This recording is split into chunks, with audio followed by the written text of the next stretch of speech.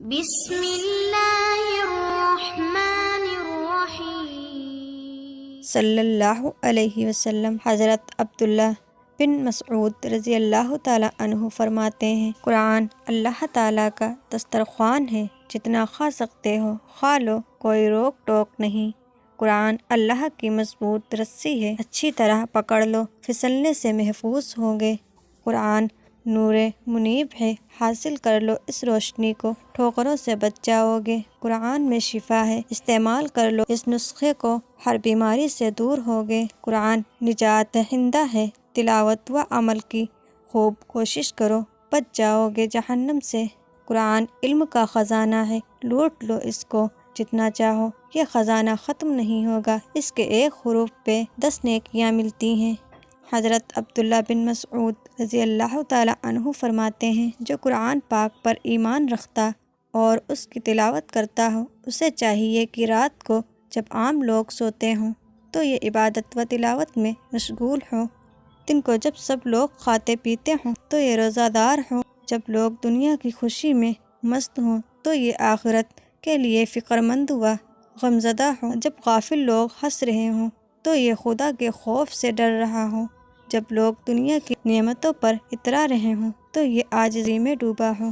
سعد بن ابی وقاص رضی اللہ تعالیٰ عنہ نے فرمایا کہ قرآن پڑھنے والے کے لیے فرشتے دعا کرتے ہیں، خصوصاً ختم کے بعد۔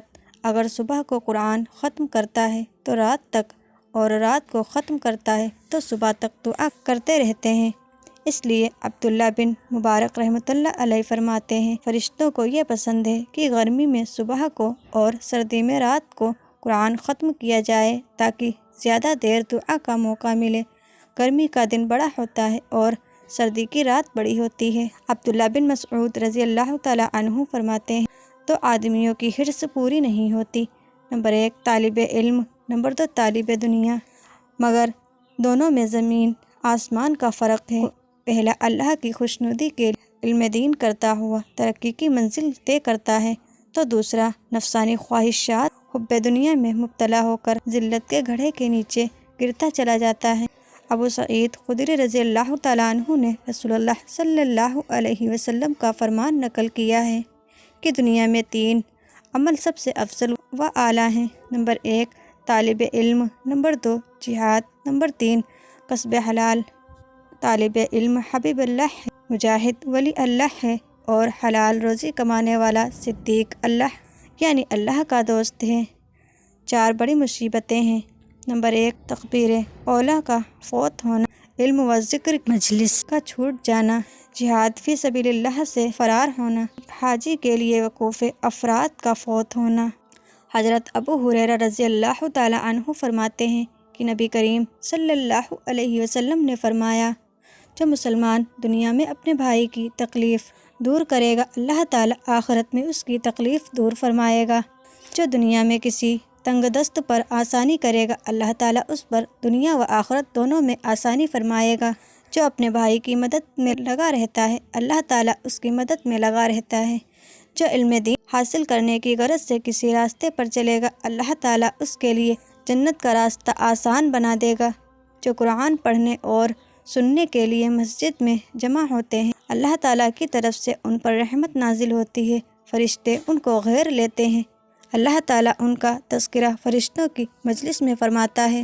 نبی اکرم صلی اللہ علیہ وسلم کا فرمان نقل کیا گیا ہے کہ نماز میں کھڑے ہو کر قرآن پڑھنے کا ثواب 100 گنا، بیٹھ کر پڑھنے کا 50 گنا، اور نماز کے علاوہ تلاوت کا 10 گنا ملتا ہے، اور سننے والے کو ہر حرف پر 1 نیکی ملتی ہے، بشرطے کہ ثواب کی نیت سے سنتا ہو۔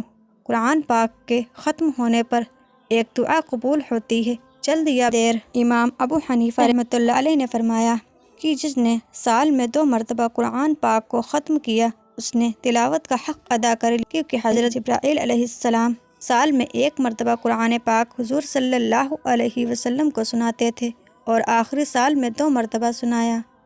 حضرت ابو امامہ رضی اللہ تعالیٰ عنہ فرماتے ہیں کہ نبی کریم صلی اللہ علیہ وسلم نے بار بار ہم کو قرآن سیکھنے کی ترغیب دی، اور قرآن کی فضیلت بیان کی۔ 1 مرتبہ فرمایا میدان حشر میں، جب کہ ہر انسان کسی کی مددگار کا خواہش مند ہوگا، نہایت حسین و جمیل شکل میں قرآن اپنے پڑھنے والے کے پاس آ کر اس طرح مخاطب ہوگا۔ قرآن کہے گا، کیا تم مجھے پہچانتے ہو کہ میں کون ہوں؟ حامل قرآن: نہیں، میں نہیں پہچانتا، آپ ہی بتائیے۔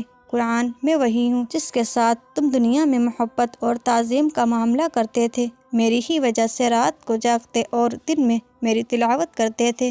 حامل قرآن: اچھا، یہ حسین و جمیل شکل میں میرے سامنے قرآن پاک ہے۔ پھر وہ قرآن اس کو اللہ کے قریب لے جائے گا، جہاں اس حامل قرآن کو مختلف انعامات سے نوازا جائے گا، ہاتھوں میں کنگن اور سر پر تاج پہنایا جائے گا، اس کے والدین کو انتہائی عمدہ اور قیمتی لباس پہنایا جائے گا۔ وہ حیران ہوں گے کہ یہ لباس ہمیں کیوں ملا، ہم تو اس مقام کے نہیں ہیں۔ ان سے کہا جائے گا کہ یہ تمہاری اولاد کے طفیل میں ہیں جن کو تم نے قرآن سکھایا تھا، وہ اس کو پڑھتے اور اس پر عمل کرتے تھے۔ فرمایا، اگر زیادہ نہ ہو سکے تو یہ 2 صورتیں ضرور ہی یاد کر لو، پہلی سورہ بقرہ، دوسری آل عمران۔ یہ دونوں صورتیں اپنے پڑھنے والے پر قیامت میں بادل یا پرندے کی طرح سایہ فغن ہوگی اور اس کی بخشش کے لیے انتہائی کوشش کرے گی۔ ان دونوں صورتوں کا حاصل کرنا برکت اور چھوڑ دینا حسرت ہے۔ آمین یا رب العالمین۔ جزاک اللہ۔